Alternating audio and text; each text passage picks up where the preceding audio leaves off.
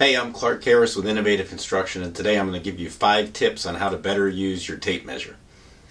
Tip number 1 is don't use the brake on your tape measure. I'll work all day with a tape measure and I might turn the brake on once or twice. Instead, I use the back of my finger to hold the tape measure in place, and then I just loosen the pressure to let it come back in nice and slowly. Tip number 2 is to use the number 1 on your tape measure when measuring small things. The end of the tape is actually made to move so that it adjusts if you hook over something or push into something, but it's not all that accurate. So when I measure something really small, I start at the number 1 and then just subtract 1 from my measurement. So for example, we have a short angle here, and I can't really hook over it with the end of the tape. So instead I just put my tape on the number 1. I would measure and make my mark, and then I would subtract 1 and I'd have an exact measurement. Another example is if something's like a 1/4 inch and you're trying to measure it, you can't really find the end of the tape measure to read it very well.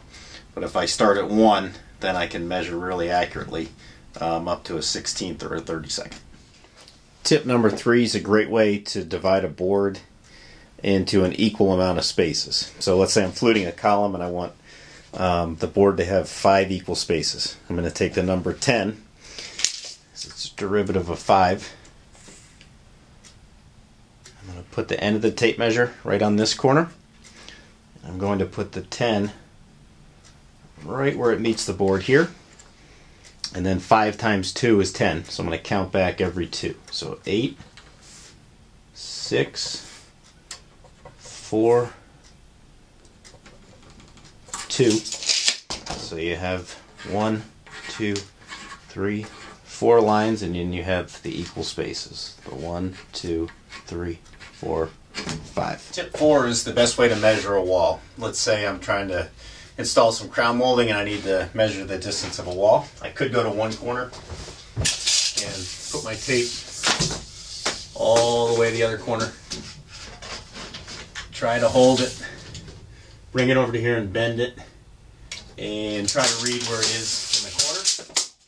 You're not going to get a very accurate measure at that point, and it's hard to hold your tape measure if the wall's more than about 12 feet long. So what I like to do is go to the middle of the wall, put my tape over, butt it into the corner, find a nice round number, like let's say 80.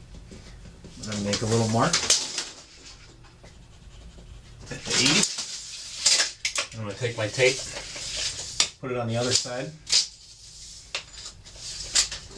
and measure over to my mark, 61. So it's 141. How to measure something when it's over your head and you don't have a ladder. You take the tape measure in this hand, grab the tip with this hand, pull out a bunch of excess tape, and I'm going to try to form kind of an upside down U. And I'm going to try to put the left hand side on a whole number just to make the math a little bit easier on myself. I'm going to put this on 40. I'm going to measure over to 78. So 78 minus 40, it's 38 inches wide.